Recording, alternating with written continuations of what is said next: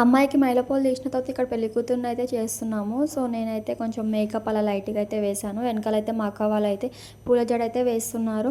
So అప్పటికే చాలా late అయిపోయింది. బయట అయితే పెళ్లి కొడుకు వచ్చేసి ఆల్రెడీ పూజ కూడా స్టార్ట్ చేసేసింది అనమాట. సో పంతులు గారు అయితే ఒకటే హడావిడి చేస్తున్నారు అమ్మాయిని తీసుకురండి అనేసి. సో అందుకే మేమైతే ఫాస్ట్గా తీసుకెళ్ళిపోతున్నాము. సో బయటకు వెళ్ళేటప్పుడు అయితే ఇట్లయితే మా దాంట్లో డవ్లో వేసుకుంటే బయటకు అయితే తీసుకొస్తారు. ఫైనల్లీ పెళ్ళైతే అయిపోయింది. సో ఇక్కడ పెళ్ళి అయిపోయిన తర్వాత అయితే ఇక్కడ అరుంధతి నక్షత్రం అయితే చూపిస్తున్నారు. సో అది అయిపోయిన తర్వాత అమ్మాయి అబ్బాయి అయితే స్టేజ్ మీదకి అయితే వెళ్ళిపోయారు. ఎక్కువ వీడియోస్ అయితే నేనైతే తీయలేకపోయాను. సో ఇంట్లో పెళ్లి కదా, సో హడావిడి అయితే ఎక్కువ ఉంటుంది. అందుకని నేనైతే ఉన్నవి వీడియో క్లిప్స్ అయితే నేనైతే యాడ్ చేస్తున్నాను. పాపం ఇక్కడైతే చూడండి పెళ్లి కొడుకు పెళ్లి కూతురు అయితే చాలా అలసిపోయారు. అసలుకి ముఖాలు చూడండి ఎలా అయిపోయాయో వాళ్ళ.